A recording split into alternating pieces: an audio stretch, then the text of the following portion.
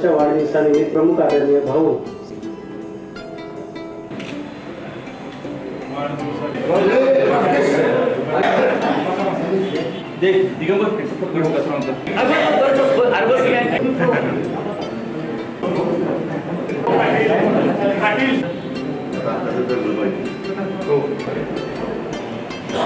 आत्मसात करावं याचं मिठाई जातो. तर साहेबांनी आवाहन केलं होतं की हा जो काही खर्च आहे दिवस आजची त्या चांगल्या गुणांचा बँकेच्या प्रगतीसाठी कसा उपयोग करून घ्यायचा साहेब करतात. मुख्यमंत्री विद्यालयाला वाढदिवस साजरा करण्यामागे एक आपल्या मनामध्ये प्रेम व्यक्त करण्याची, भावना व्यक्त करण्याची एक संधी असते आणि त्याचबरोबर एक संदेश पण असतो. संदेश आमच्या लाहोटी डॉक्टरांनी दिला, मोहिते साहेबांनी दिला, डॉक्टरांनी स्पष्ट शब्दात दिला. त्या संदेशामध्ये अपेक्षा सांगितल्या. प्रत्येकाने गुरु साहेबांच्यात काहीतरी बघितले. मला वाटतं फक्त एकच संस्था असेल आपली की कुटुंब प्रमुखांच्या पासून त्या बँकेचे चेअरमन आणि सगळे संचालक कुणीही मिस्टर गुरु म्हणत नाही, गुरु साहेब म्हणतो. एका शब्दामध्ये याचं उत्तर आहे आणि त्यातच लोकांच्या भावना, त्यांच्याबद्दलचा आदर व्यक्त होतो. मला नाही वाटत कुठल्या संस्थेमध्ये साधा संचालक जरी असला तरी तो सुद्धा मॅनेजिंग डायरेक्टरना, सीईओ ना साहेब म्हणतो, नाही कुठे म्हणत.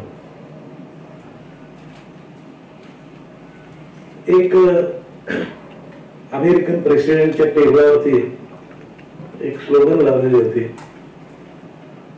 आणि तो एक संदेश होता. काय लिहिलं होतं त्याने? All the bucks stop here.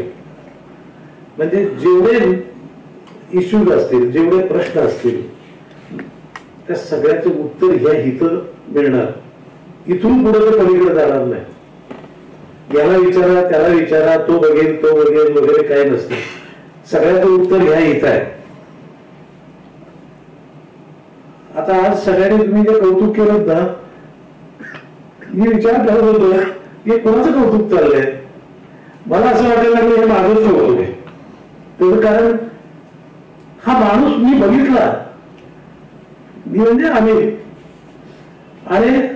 आम्ही या माणसाच्या हातामध्ये या बँकेची सूत्र दिली, सगळं सुपूर्द केलं आणि त्याने त्याचं सोनं केलं. म्हणजे आमचं सिलेक्शन बरोबर आहे. गेले महिना 2 महिने झाले आमच्या सगळ्यांच्या चर्चा चालू आहे.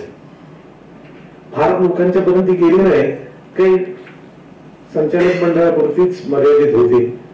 मग गुरुसाहेबांची गोळी बरोबर कशी लागते की त्यांच्याकडं रोज कमीत कमी 100-200 माणसं येतात. 200 माणसं येतात. प्रत्येकाच्या मनातलं कसं ओळखत असते, मनकवडेपणा कसा असेल, एखाद्याच्या मनात काय आहे ते त्याला न सांगता त्याच्या बॉडी लँग्वेजवरनं, त्याच्या हावभावावरनं, त्याच्या सभोवतालच्या परिस्थितीवरनं, स्टेटसवरनं कसं ओळखत असते, याचं मला फार कौतुक वाटतं. कारण मेडिकल प्रोफेशन हा डॉक्टर सगळेच होतात, सीए सगळेच होतात, पण एखाद्याचीच प्रॅक्टिस खूप जोरात चालते आणि एखाद्याची गोल्ड मेडल असलं तरी गोल्ड मेडलिस्ट असू दे, भरपूर डिग्री असू दे, मग प्रॅक्टिस का नाही चालत? त्याचं एकच उत्तर आहे माझ्या मते, मनकवडा असायला पाहिजे. व्यक्ती ही मनकवडी असली पाहिजे. दुसऱ्याच्या मनात काय चाललंय किंवा दुसऱ्याच्या मनात मध्ये काय आहे, त्याला काय आपल्याकडनं अपेक्षित आहे, हे जर का तुम्हाला कळलं तरच तुम्ही सक्सेसफुल डॉक्टर होऊ शकता. हे आमच्या प्रोफेशनचं आहे. हे मी आतापर्यंत असं समजत होतो.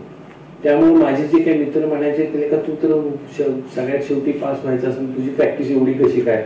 म्हणलं मला माहित नाही, वडील पाहिजेत आहे, ती सगळं वारसदार आहे मी, त्याच्यामुळे चालतं ते. तुम्ही काय सगळं एक्समज करू नका, मी फार हुशार झालोय वगैरे. परंतु चार्टर्ड अकाउंटंट, बँकेचं सीईओ देखील हेच अपेक्षित आहे. जेव्हा एखादा कर्जदार येतो, जेव्हा ठेवीदार येतो, तेव्हा त्याच्या मनात नेमकं काय आहे हे ओळखणं फार अवघड आहे. तुम्ही सीए झालात, तुम्ही एमकॉम झालात, जीडीसीए झालात, हे झालात, एक्झिक्युटिव्ह झालात, परंतु ज्याला ही कला अवगत झाली तोच सक्सेसफुल होऊ शकतो. आणि आज गोळेसाहेब सक्सेसफुल आहेत हा केवळ त्यांनी मानवी स्वभावाचा अभ्यास केलेला आहे.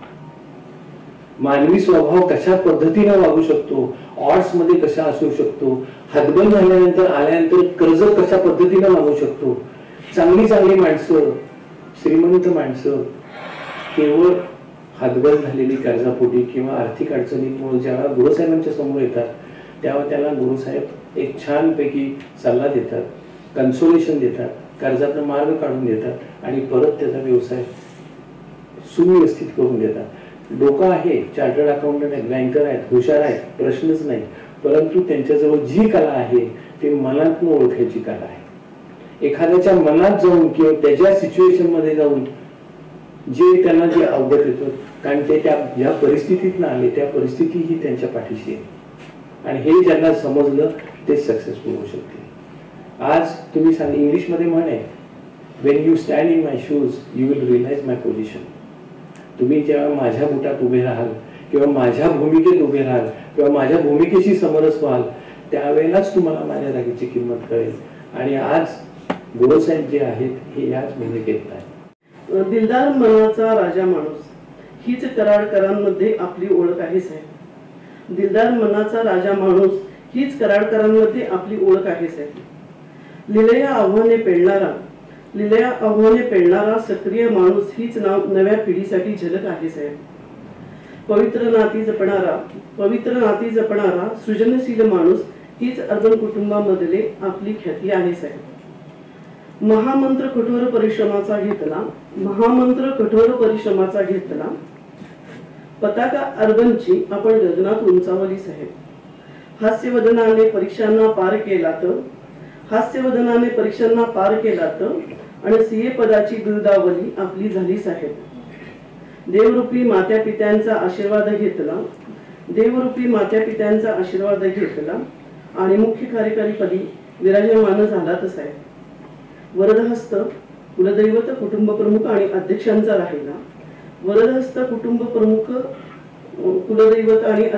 राहिला. आणि साक्षीदार शताब्दी पर्वाचा झाला साहेब.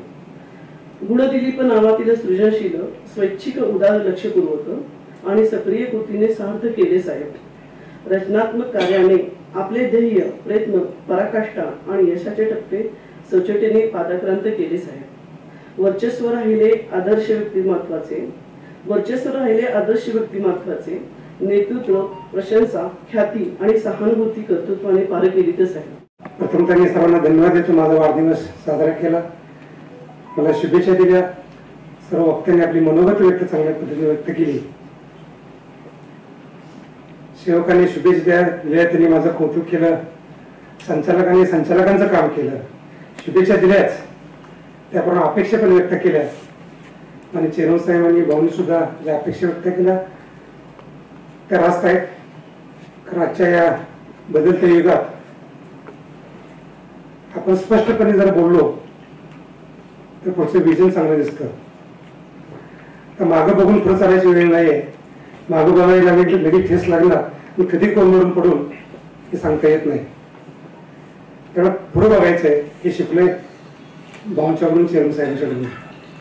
त्यांच्यातला प्रत्येक गुण घ्यायचा मी प्रयत्न केलाय, तेव्हा आता कुठेतरी 70% पोहोचलोय. अजून त्यांचे 100% मी गुण घेतलेले नाहीये. ते 100% गुण घेण्यासाठी तुमच्या सगळ्या सध्याच्या मला आता अपेक्षित आहे. किंवा त्यांच्यावर जेव्हा बाहेर फिरायला जातो तेव्हा तर मॅनेजमेंटचे टेक्निक्स, बिझनेस टेक्निक्स, कौटुंबिक व्यवस्थापन हे सगळं काही शिकलोय. त्यामुळे हे कमी वयात शिक्षण असून सुद्धा जे काही मला करता आलं त्या कराड कुटुंबांमध्ये आल्यानंतर शिकायला मिळालं. सेवकांनी मनोगत व्यक्त केली की त्यांच्या त्या भावना होत्या. त्यांच्या प्रती मी जे काय काम केलं असेल किंवा त्यांना जे काय वागवलं असेल, काय भरतीरित्या बोलले, त्यांना पण धन्यवाद. त्यात कारण मला माहिती आहे का मी त्यामध्ये आहे का नाही, पण काहीतरी वाटतं की मी त्यामध्ये त्यांना जे काही न्याय दिला त्यामध्ये आहे. डॉक्टर लाहोडे साहेबांनी अगदी त्यांचं जे मनापासून पोटतिडकीपासून जे व्यवसायाच्या निमित्तानं त्यांचं हितच नाही आहे, पण संचालक मंडळ सभेमध्ये जे काय त्या पोटतिडकीने बोलतात ती सुद्धा त्यांच्या पोटतिडकीत जाणवली. डॉक्टर साहेब, तुम्ही सांगण्याअगोदर मी आजच्या माझ्या वाढदिवसाचा संकल्प केला होता की प्रत्येक वाढदिवसाला एक नवीन संकल्प करायचा. बिझनेस आहे हा होणारच, पण त्याच्याही पुढे जाऊन बँक सक्सेस स्टेजला न्यायची आहे. आणि सक्षम झालं की अकॅडमिक सगळे प्रश्न मिटतात. एखादा माणूस सक्षम झाला, एक ठराविक लेवलच्या वर उत्पन्न गेलं की सगळे ते प्रश्न मिटतात. जसं कुठल्याही संस्थेचं आहे. त्यामुळं मी माझा एक आज संकल्प केला होता की तुमच्या सगळ्यांसमोर बोलून दाखवायचा की आज माझा वाढदिवस तुम्ही साजरा केला, पण वाढदिवस साजरा केला पण पुढचा वाढदिवस कधी साजरा करायचा, दरवर्षी साजरा नाही करायचा, पण आपल्या बँकेचं, माझ्या बँकेचं, आपल्यापैकी प्रत्येक स्टाफ साहेबांना फोन करू शकतो, भेटू शकतो, त्यांच्याशी बोलू शकतो. आजचा वाढदिवसाचा दिवस सोडला तर मला वाटतं आपण प्रत्येक जण त्यांच्याकडे आपले प्रश्न आणि समस्या घेऊन जातो आणि त्याला तिथे समाधान आणि उत्तर मिळतं. आता म्हणजे यहाँ से आलू आणि वहाँ से सोना हे हा गमतीचा विषय आहे, पण यहाँ से समस्या और वहाँ से सोल्युशन हा आपला रोजचा अनुभवाचा विषय आहे. जेव्हा जेव्हा आपण सरांकडे समस्या घेऊन जातो तेव्हा त्याला आपल्याला उत्तर हे मिळतच असतं. म्हणजे दररोजच्या जीवनामध्ये जेव्हा आम्ही आता एक उदाहरण द्यायचं झालं तर आमची जेव्हा कॉन्फरन्स होती तेव्हा ड्रेस कोडचा विषय होता. आम्ही सगळ्या लेडीज स्टाफने सांगितलं की आम्हाला जरा लेडीज ड्रेस कोड हवाय. आपल्या साहेबांनी सांगितलं ठीक आहे, साहेबांशी बोलतो आणि तुम्हाला सांगतो. आणि ज्या क्षणी सरांकडे प्रस्ताव गेला त्या क्षणी तो आम्हाला मान्य होऊन मिळाला की गुरु सर आज आपल्याला जे समोर दिसतात त्याच्या मागचे जे काही स्ट्रगल आहे ते तुम्हाला सगळ्यांना कदाचित माहिती आहे का नाही मला माहित नाही, पण ती जी स्टोरी आहे ती मात्र जबरदस्त आहे. आणि त्यातनं जे काही इन्स्पिरेशन आज आपल्या सगळ्यांना मिळते किंवा मला मिळते आणि त्याच्यातूनच खरं मी तुम्हाला सांगतो की मी पण डेव्हलप होते. कारण आज सर अक्षरशः स्क्रॅच पासून त्यांनी स्वतःला डेव्हलप केलं. It is not a joke. आणि कुणालाही तुम्ही असं पाहिलं की स्क्रॅच पासून जे काही डेव्हलपमेंट केली जाते त्याच्यामुळे प्रचंड इन्स्पिरेशन आणि प्रचंड स्पिरिट आपल्याला येतं. आज जर तुम्ही बघितलं असेल की या इकॉनॉमिक्स मध्ये, या कोऑपरेटिव्ह मध्ये, या बँकिंग सेक्टर मध्ये आज प्राऊडली आम्ही असं सांगतो की आमचे सीईओ सर कोण आहे, सीए दिलीप गुरव सर. आज हे वाक्य, हे वर्ड ऐकल्यानंतर तुम्हाला सांगतो आमच्या कम्प्युटर डिपार्टमेंटचे इतके सारे वेंडर्स कनेक्टेड असतात. मी स्वतः सीसो म्हणून काम करतो बँकेत. माझ्याबरोबर खूप साऱ्या बँका कनेक्टेड आहेत, खूप सारे फोरम्स कनेक्टेड आहेत. ज्या ज्या वेळी आमचे डिस्कशन्स होतात त्या त्यावेळी सरांचं नाव आज रिस्पेक्टफुली घेतलं जातं. कराड अर्बन बँकेची जर वाटचाल बघितली तर आम्ही संचालक मंडळाचा एक मेंबर आहे. त्यामुळे मी जेव्हा इथे बोलणार तेव्हा संचालक मंडळाची भूमिका मांडणं ही नैतिक जबाबदारी माझी आहे. प्रोटेक्टर तुम्ही आहात, राजा माणूस तुम्ही आहात, हृदय तुमचं मोठं आहे, शून्यातून विश्व निर्माण केलेलं आहे. लात मारीन तिथे पाणी काढीन क्षमता तुमच्यात आहे. मॅच्युअर झालाय तुम्ही, 100% मॅच्युअर झालाय. पण गुरु साहेब, माणसं ओळखणे आणि डॉक्टर या चष्म्यातून जर मी आज तुमच्याकडे बघितलं तुम्ही थोडे घाबरलाय. 2012 ते 2017 घोडदौड भाऊ जोरात झाली. त्याचं प्लॅनिंग आपल्या समोर होतं.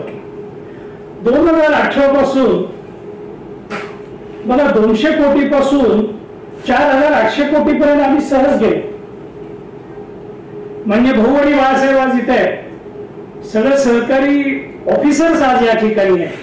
सर्वांनी सांगितलं, पुन्हा ते रिपीट करणार नाही की ते कसे काम करतात, काय करतात, कसे आहेत, काय आहेत. फक्त मला एकच प्रश्न पडतो साहेब, तुमचं काळीज कशाचं आहे? काळीज कशाचं बनलंय हे खरं आता वहिनीला माहिती आहे. आणि वहिनी खूप छान गोष्ट तुम्ही सांगितली. फक्त ती घरी आमच्या बायकांवर फोन करून सांगा की त्या पद्धतीने तुमची भांडण करता. म्हणजे कसं आहे की काय मला सांगते बघ गुरु साहेबांकडे बोल. आणि आज मला सांगायला हरकत नाही की आपल्यासारखंच तिथं पण आहे. गुरु साहेबांबद्दल आता बोलायचं झालं तर कारण माझी त्यांचा परिचय 92 सालापासून जवळ आठवत असेल तुम्हाला तर त्यावेळेस आम्ही जेव्हा आर्टिकलशिप संपली होती त्या पिरियडमध्ये पुणे मराठी ग्रंथालयामध्ये अभ्यासाला जायचो. तिथे एक रत्न म्हणजे ते रत्न आहे ते आता कळालं जेवढे भाऊनी त्यांना शोधलं तिथे डायमंड करा ते पुढे अभ्यास करत बसायला असायचं आणि त्यावेळेस पासून आमचा परिचय. साहेबांची उंची गाठणे कोणाला शक्य नाही, परंतु साहेबांनी घालून दिलेल्या मार्गावर वाटचाल करणं ही आपल्या सर्वांची जबाबदारी आहे. वाढदिवसाच्या निमित्ताने सर्व सातारा रिजनच्या वतीने माझ्या व माझ्या कुटुंबाच्या वतीने साहेबांना खूप खूप शुभेच्छा देतो. साहेबांची आजपर्यंतची वाटचाल दैदिप्यमान राहिली आहे ती अशीच राहो, त्यांना उदंड आयुष्य लाभो, त्यांचे आरोग्य चांगले राहो, त्यांच्या सर्व आशा आकांक्षा पूर्ण होत व त्यांचे आशीर्वाद सदैव आपल्या सर्वांवर राहत ही इच्छा व्यक्त करतो. व शेवटी एकच म्हणायचं वाटते, जे जे हवे तुम्हाला ते ते मिळू दे. भाग्यवान या शब्दाचा अर्थ तुमच्याकडे पाहून करू दे. शिखरे यशाची सर तुम्ही करावी, पाहता ओढणी मागे शुभेच्छा माझीच मारावी. तुमच्या आनंदाचा वेळ गगनाला मिळू दे. आयुष्यात तुमच्या सर्व काही मनासारखे घडू दे. गुरुसाहेब तुम्हाला वाढदिवसाच्या खूप खूप शुभेच्छा. तर आता त्यांच्या सीए बद्दल सीए डे साठी काही कोट्स आले होत्या तर त्याच्यासाठी मला 1-2 सापडले ते मी तुम्हाला सांगते.